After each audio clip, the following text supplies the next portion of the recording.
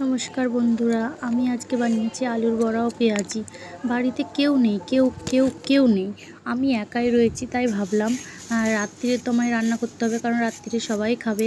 দুপুরবেলা সবার নেমন্তন্ন রয়েছে, এখানে ওখানে সব যে যার মতো চলে গেছে। তা আমি বাড়িতে একা রয়েছি, ভাবলাম কি করব বসে বসে, সেই তো রান্না করতেই হবে রাত্রিরে। আর এখনই যেই দুটো রান্না করব তোমাদের সাথে একটু শেয়ার করি, তাই ভাবলাম একটু পেঁয়াজি করি, একটু আলু বড়া করি, যেটা শর্টকাটে হবে আর তোমাদের সাথেও আমি শেয়ার করতে পারবো।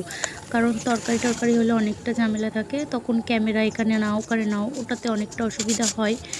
তাই করতে পারি না। যে ইচ্ছা চাই যে একটু তোমাদের সাথে এরম রান্নার ভিডিও শেয়ার করি, কিন্তু হয় না। যাই হোক, বাদ দাও। আজকে সময় পেয়েছি, সুযোগ পেয়েছি, সমস্ত কাজ মিটিয়ে নিয়ে এগুলো করার যখন সুযোগ পেয়েছি, আমি ভাবলাম তোমাদের সাথেও শেয়ার করি। আমার শাশুড়ি, আমার ছেলে নেই। এর আগের ভিডিওয়ে আমি বলেছি ওরা নিমন্ত্রণ বাড়ি গেছে।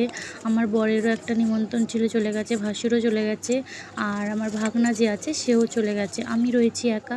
তাই ভাবলাম আজকে ভাতটা রান্না করব না, একেবারে মানে সন্ধ্যের দিকে রান্না করব। আর দুপুরবেলা আমি দুটো জিনিস করে রাখি, আমিও খাবো আর রাত্রের জন্য রেখে দেবো। মানে দুপুরে খাবো আর রাত্রের জন্য রেখে দেবো। তাই অনেকটাই করেছি, কম না, অনেকটাই হয়ে গেছে। অল্প অল্প করে মানে ভাবছিলাম যে এইটুকুনি করে করে অনেকটাই করে ফেলেছি। যাকগে, সবাই মিলে খাওয়া হবে তো। তোমরা এই কড়াইটা নিয়ে কেউ খারাপ কমেন্ট করবে না। যখন কালো কড়া রয়েছে, তাহলে আবার ভালো কড়াগুলো কালো করব কেন বলো তো, কালি করব কেন বলো তো। ওই জন্য আমি এটাতেই করলাম। বারবার রিকোয়েস্ট, এই কড়াটাকে যে অপমান করবে, তার মানে কি বলবো, আমার শাশুড়ি কড়া, ওনাকে অপমান করাবে। কেউ কড়া নিয়ে খারাপ কিছু বলবে না।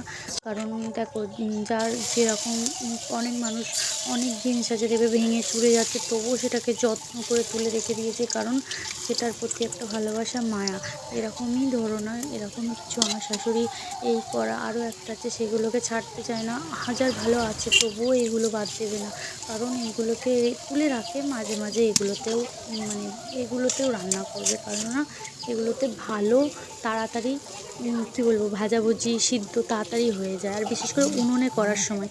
তাই আর এই কড়াটা বিশেষ করে মাছ ভাজার জন্য। আমাদের তো অনেক অনেক মাছ হয়, আর ভেজে ভেজে আর পারা যায় না। কিন্তু ভালো নতুন কড়াতে মাছ ভাজতে গেলে, ওটাতে প্রত্যেক দিন মাছ ভাজতে গেলে কালিও যেমন পড়বে আর সেরকম দেরিও হবে। কিন্তু এটা খুব পাতলা কড়া, তাই তাড়াতাড়ি হয়ে যায়। সেই জন্য এতেই আমি ভাজাভুজি করি। সবাইকে টাটা।